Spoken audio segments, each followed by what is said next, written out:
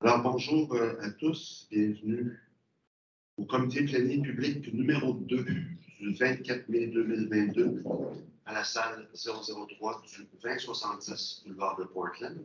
En effet, c'est notre deuxième planier public d'arrondissement.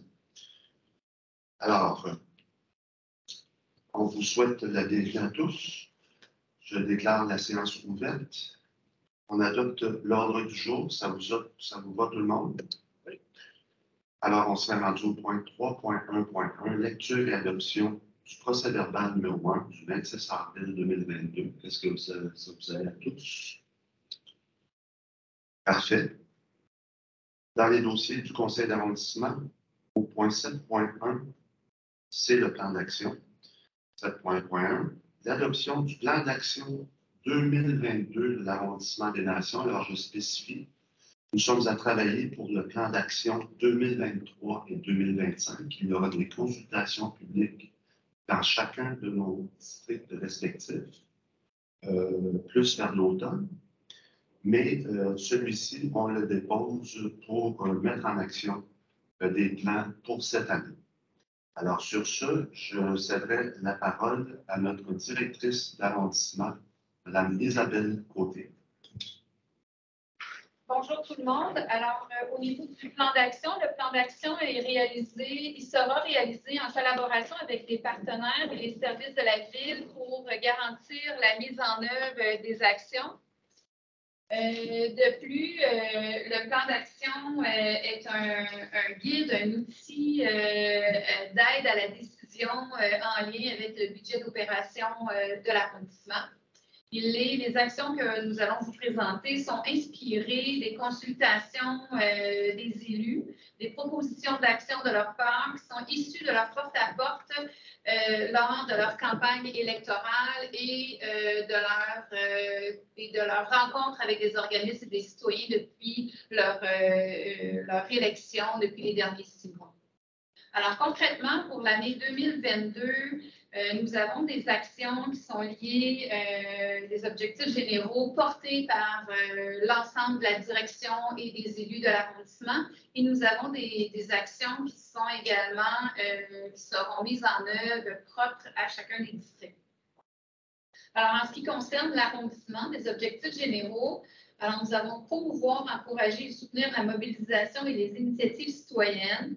Entre autres, ce que nous souhaitons faire, c'est promouvoir et mettre en valeur la réalisation des fêtes de voisinage pour tous les districts de l'arrondissement et tout au long de l'année. Donc, pas juste en saison estivale. Nous souhaitons également qu'il y ait des fêtes de voisinage en saison hivernale également.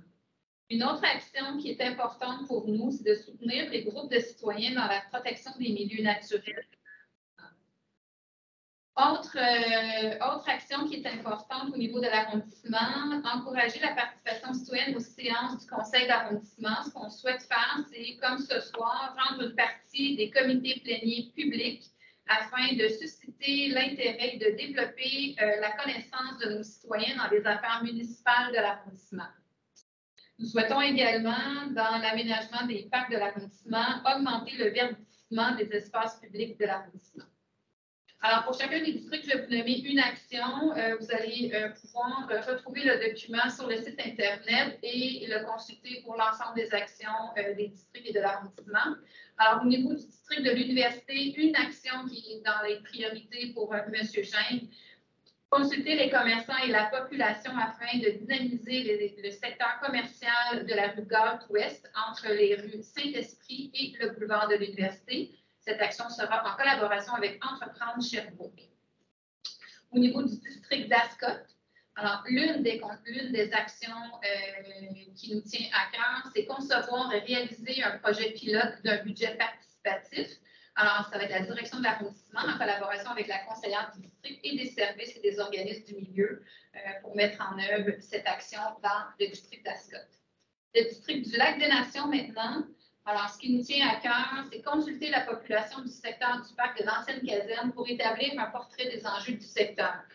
Alors, c'est avec le conseiller M. Kibonge, de la direction de l'arrondissement et des services concernés, afin de mettre en œuvre un portrait des enjeux du secteur. Pour le district du Golfe, en collaboration avec le service d'entretien de voirie, division des parcs, le service des sports, de la culture, de la vie communautaire et le conseiller du district, M. Deneau, soutenir les actions du recrutement du bois Beckett. Et finalement, dans le district du Carrefour, avec Mme Louze, en collaboration avec notre partenaire qui est le service des sports, de la culture et de la vie communautaire, soutenir les actions en lien avec les communautés culturelles et multiculturelles du quartier d'André Vigier. Alors, c'est un bref résumé de notre plan d'action 2022. Parfait. Alors, à noter que ce sera rajouté sur le site Internet, comme notre directrice le mentionnait, au Sherbrooke, sur le site sherbrooke.ca. Et c'est un bref aperçu parce qu'il y a plus d'actions dans le plan. Alors, on serait rendu au point 8.1, requête en circulation. Alors, comme vous savez, depuis environ 1 an, on a mandaté le service des infrastructures urbaines à élargir le cadre de référence pour toute demande, toute requête en circulation et en sécurité. Alors, ça se met en place tranquillement mais sûrement. On est un petit peu en retard au niveau des dossiers réglés. Ce soir, on nous en présente 7. Alors, je vais vous les nommer. Analyse de vitesse rue Guertin. Je vais les nommer et après ça, s'il y en a qui ont des commentaires, on procédera à la main levée. Alors, pour ce qui est de la rue Guertin, les citoyens avaient une préoccupation au sujet de la vitesse pratiquée sur la rue Guertin et je rajouterai aussi sur la rue Dégénération. Plusieurs jeunes familles qui se sont installées là dernièrement. Donc, on a procédé à des analyses. La vitesse moyenne mesurée était de 34 km/h. Considérant aussi que 85% des véhicules adoptaient une vitesse mesurée inférieure à 42 km/h. On sait que la vitesse affichée est de 50 km/h. On sait également qu'à la ville de Sherbrooke, on a demandé aux citoyennes et citoyens de respecter une vitesse de 40 km/h dans les rues secondaires et tertiaires. Alors, compte tenu des analyses qui ont été faites, il n'y a aucune mesure de sensibilisation ou de mitigation qui est nécessaire pour ce site. Ça, c'est la recommandation de nos services. J'y reviendrai plus tard avec un commentaire. Au niveau de la rue Chardonnay, dossier qui a été médiatisé à souhait, il est recommandé de mettre de l'avant une campagne de sensibilisation. Premier commentaire, des mesures de mitigation seront déployées dans le cadre de l'atténuation des impacts des retraits des possibilités de virage à gauche à l'intersection Lionel-Loup et Laure-Conan. Deuxième commentaire, un trottoir est prévu sur la rue Chardonnay entre la rue Nicolas-Chauvet et l'entrée du parc André-Vigier. Les citoyens avaient une préoccupation au sujet de la vitesse pratiquée et du débit véhiculaire sur la rue Chardonnay. Ils mentionnent aussi un manque de trottoirs et des courbes importantes. Deuxième analyse de vitesse sur la rue Chardonnay. Alors, toujours les présences, surtout au niveau de la courbe, cette fois-ci. Il est recommandé de mettre de l'avant une campagne de sensibilisation. Et il est également recommandé de mettre en place les mesures de mitigation proposées dans le cadre d'atténuation des impacts des retraits des possibilités de virage à gauche à l'intersection Lionel-Groux et Laure-Conan. Au niveau des bollards, Mme Louze, est-ce que ça avait été présenté au conseil municipal? Finalement, c'est pour ça qu'on ne le revoit pas là. Voilà. Il y a eu une analyse de vitesse sur la rue Delorme. Alors, on parle de la rue Delorme surtout vers le bas de la côte. Alors, il est recommandé de mettre de l'avant une campagne de sensibilisation. Il est également recommandé de mettre en place des bollards pour séparer la chaussée de la piste cyclable. Il est également recommandé d'interdire le stationnement sur le côté sud en période estivale afin de permettre la circulation à double sens de façon sécuritaire. Et éventuellement, une étude portant sur la possibilité de rendre la rue de l'Orme à sens unique pourrait être réalisée afin de permettre le stationnement sur la rue toute l'année. Analyse de vitesse sur la rue Chartier. Les citoyens avaient une préoccupation au sujet de la vitesse pratiquée sur la rue Chartier. Ils dénoncent également la présence de véhicules lourds. Alors, le service des infrastructures urbaines nous recommande de mettre de l'avant une campagne de sensibilisation. Il est également recommandé que le SBS poursuive la mise en application de ses actions en matière de sécurité routière et de respect de la signalisation routière en matière de circulation lourde. Pour ce qui est de la rue Bryant maintenant, les citoyens ont une préoccupation au sujet de la vitesse pratiquée sur la rue Bryant. Ils dénoncent la présence de véhicules lourds. Il y a là une présence d'une piste cyclable en chaussée partagée. Dans une première étape, des mesures de sensibilisation seront déployées. Si nécessaire, des mesures de mitigation seront mises en place par la suite. Il est recommandé que le service de police de Sherbrooke poursuive la mise en application de ses actions en matière de sécurité routière et le respect de la signalisation routière en matière de la circulation lourde. Il est également recommandé de renforcer la signalisation sur la présence de cyclistes sur la chaussée partagée. Pour ce qui est de la rue White maintenant, les citoyens avaient une préoccupation au sujet de la vitesse pratiquée sur les rues Chartier, White et Bryant, donc tout ce quadrilatère-là. Ils dénoncent également la présence de véhicules lourds. Il y a la présence d'un corridor scolaire. Alors, les commentaires du SIU, compte tenu des résultats, aucune mesure de sensibilisation ou de mitigation n'est nécessaire pour ce site. Alors, est-ce que vous voulez apporter des commentaires? Moi, je me mets dans la file. Est-ce que ça va pour tout le monde? Alors, Madame Louze du district du Carrefour. Alors, juste un petit commentaire, en fait, c'est là ce qui rajoute en plus des mesures de mitigation pour la rue Chardonnay. Là, je vais juste préciser pour les deux tronçons de la rue Chardonnay. En plus des mesures de mitigation qui avaient déjà été passées par le conseil municipal, en parlant des bollards, le tracé de milieu de rue, le tracé de rive, les dos d'angle aussi, les deux passerelles piétonnes. Ça, c'était déjà passé en CM. Puis là, en fait, on rajoute à ça une campagne de sensibilisation.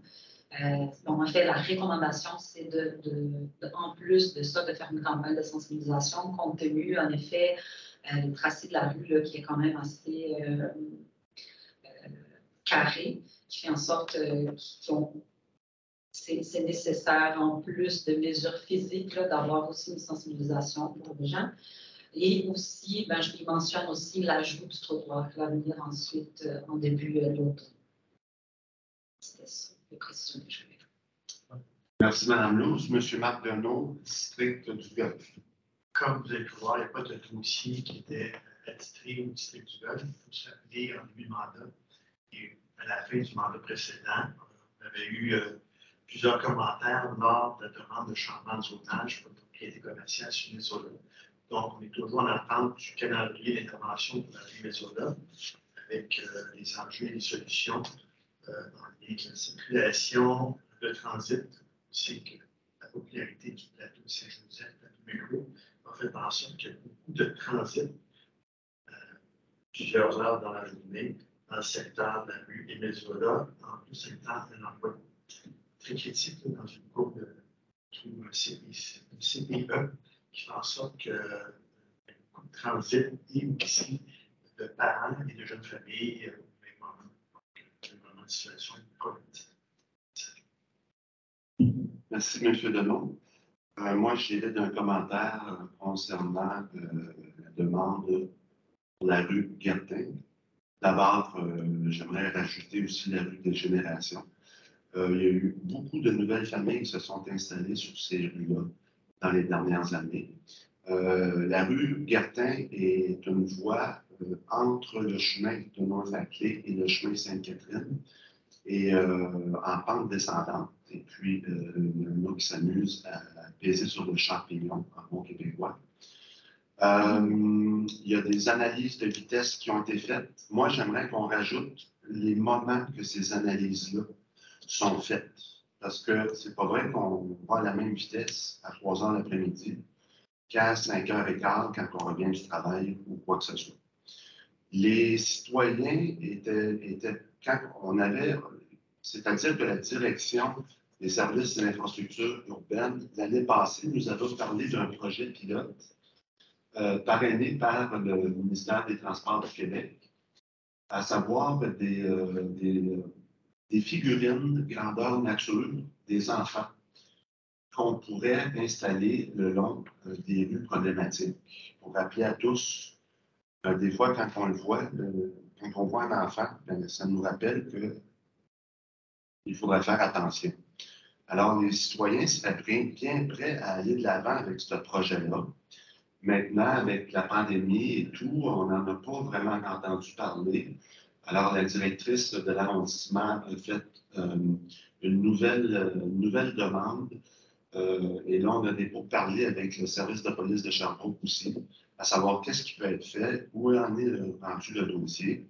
Alors, c'est sûr que moi, j'aimerais beaucoup que ça se concrétise, ce projet-là. Et si ça ne se concrétise pas, ben, qu'on retourne faire une analyse de vitesse à différentes heures, qu'on indique les heures et qu'on procède à une nouvelle demande, soit pour des dos d'âne ou quoi que ce soit. Mais chose certaine, je ne voudrais pas avoir sur la conscience une blessure des enfants ou voire pire. Merci beaucoup à Madame la directrice de m'avoir accordé ce temps. Est-ce que ça allait pour le reste?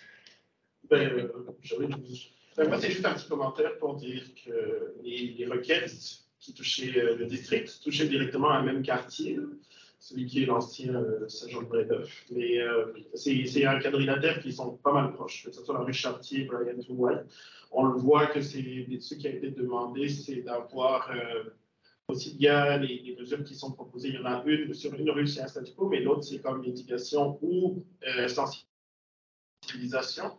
Donc, je pense que c'est quelque chose qu'il va falloir qu'on regarde dans son ensemble, dans le quartier, dans le quadrilatère, qu'est-ce qui peut être fait, et de voir aussi au niveau de la perception du danger que de la réglementation. C'est quelque chose qui peut au moins aider à ramener la règle. C'était plus ça, mais on pense d'être proche. Merci, M. Kiponge, du district des Nations. Madame Geneviève Laroche, du district Ascom. Ça va être très bref. En fait, juste un peu dans la même veine que M. Deneau, j'ai des citoyens qui me relancent souvent, là, qui attendent des nouvelles pour des plaintes en circulation sur la rue, dans la courbe là, de la rue des Grands-Monts, près du secteur de Courville. Juste vous dire que l'analyse a été complétée. Normalement, lors d'un prochain conseil d'arrondissement, ça va être déposé. Donc, on va pouvoir avoir les suites aussi, les recommandations.